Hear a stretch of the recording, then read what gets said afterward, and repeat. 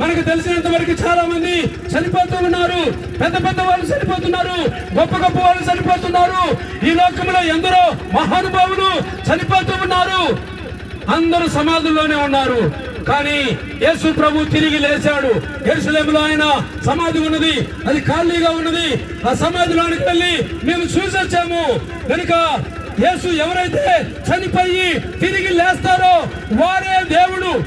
ఎవరు దేవుడు అనడానికి మనకు గుర్తు ఏమిటంటే, ఈ లోకంలో చాలా మంది ఉన్నారు, కానీ చనిపోయి తిరిగి లేచిన వాడు ఎవరైతే చనిపోయి తిరిగి లేచారో వారే దేవుడు అని మేము ప్రకటిస్తూ ఉన్నాము.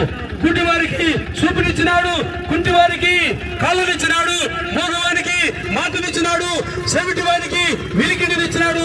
ఎన్నో అద్భుతములు యేసుక్రీస్తు ప్రభు ఈ లోకంలో చేశాడు. కనుక మీరు కూడా దేవుని నమ్ముకోవాలని, మీరు కూడా నశించిపోకుండా ఉండాలని మీకు మేము ఈ సువార్తను మేము ప్రకటిస్తూ ఉన్నాము. కనుక మీరు యేసు ప్రభు నమ్ముకొని యేసు ప్రభు మార్గములో, సన్మార్గములో, భక్తి మార్గములో, పరిశుద్ధమైన మార్గములో, యథార్థమైన మార్గములో, నీతి మార్గములో జీవించి ఈ లోక తదనంతరము పరలోక రాజ్యము చేరుకోవాలని మరి మేము మీకు సువార్త ప్రకటిస్తున్నాము.